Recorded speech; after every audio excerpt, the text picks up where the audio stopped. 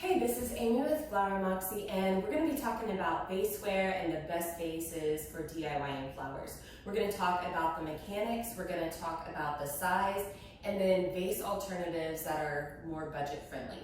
So we're going to start with mechanics. Unless you're using bud vases, you can't really put flowers just into a vase without some type of mechanics involved to hold things in place, especially when you're transporting them. So let's start with tape and taping a grid. I always tape grids when it comes to clear vases. I typically don't like to use a lot of clear vases, and the main reason is I don't like to see the messiness of the stems. But when you're using clear, taping a grid is the best way to go. And so you will need to have a completely dry surface, and you'll need to use waterproof floral tape. And I always tape basically my grid, and then I put two rows of tape to hold that down. They have clear, but I find that the clear tape doesn't hold as well as the green. So just get the green, and by the time you fill it, it will be covered. The most obvious and the most well-known is floral foam, but it's not really environmentally friendly, so I'm trying to get away from that. But I understand as DIY brides, it's a quick go-to. And it comes in bricks, and I cut it to fit the vase, and you can always put a piece of tape over the top of it. You don't need it to completely fill your vessel. You just need a little bit so the stems, when you drive them in, they hold. Remember not to, take a lot of stems out and keep driving them in because it disintegrates the foam and it compromises the stability. A new favorite is chicken wire, and specifically floral chicken wire. It's covered in like a plastic so it doesn't rust and it's not as pokey. I cut it, and it doesn't really need to be that big, less is more. And I fold it in on itself and create kind of like a ball or an egg. When I do this, I typically put on gloves because it is slightly pokey. And I drive it down into my vase, and it looks like this. So less is more. When I first started using it, I would fill it up and I would run out of real estate really quick. But it holds things in place. There's more of an airiness about it. I can shift things around where I can't as much with the foam. Like when you drive it in, it needs to stay put. And the last one, and this is becoming really popular amongst florists, is pin frogs. This is what they used back in the day, and people have gone away from them. And it's awesome because it's actually acceptable to see the mechanics, where with everything else we're trying to hide it, but with pin frogs, you can see them, and that's okay.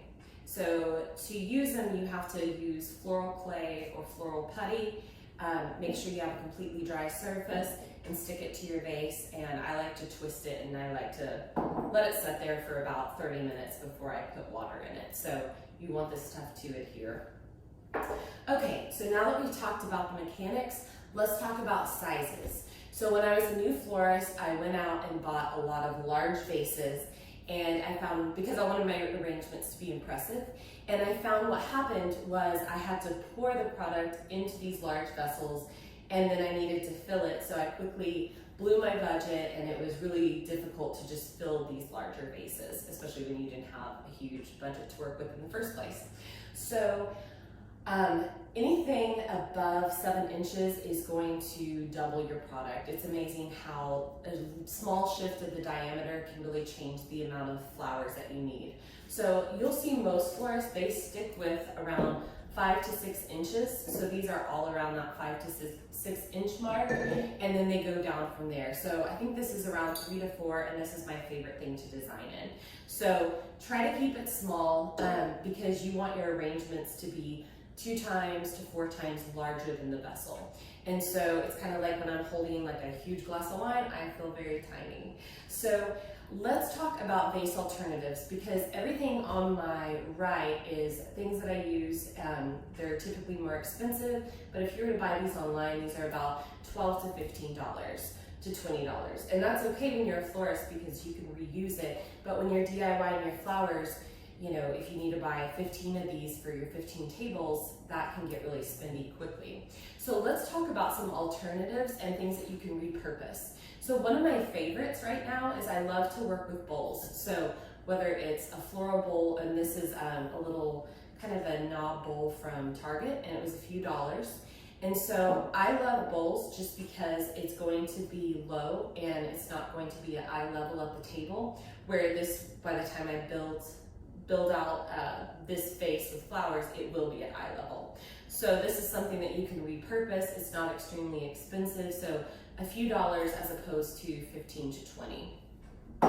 I also love colorful glasses. This works great for if you want to do a small arrangement, or if you have bistro tables, or if you're wanting to decorate a bar. This is something that you can't mess up. It's about mason jar size, and these are a few dollars a piece at Target, and you can repurpose them and use them at your house or pass them out. Also, this is like a Moscow Mule metal wine glass. This was about $5 from Target. And let's talk about plastics. So if you Google plastic vases, plastic gold vases or plastic silver, they have a lot of different sizes. This is like a mint julep cup, and this is about a 4-inch compote. This is a bit large, to be honest. I think this is in that 7-inch, so you want to stay away from that. And this is a cylinder. So when they come in, the silver and the gold, it looks kind of cheesy, really shiny. So what I did on this one was I spray painted it gold over the metallic. So you can kind of see the metallic inside. It's a little bit brassy. So you can take some Valspar or something from Lowe's, hit it again with the gold spray paint, and it calms it down. So these are a few dollars a piece. So, you know, if you want to go with pricier vaseware, you absolutely can. You can probably easily sell it on Craigslist or Facebook Marketplace. So we've explained mechanics, we've talked about vase sizes, and we've also talked about less expensive alternatives. So if you have any thoughts, any other ideas, then leave it in the comments below, or email us if you have any questions, and thank you so much for joining us.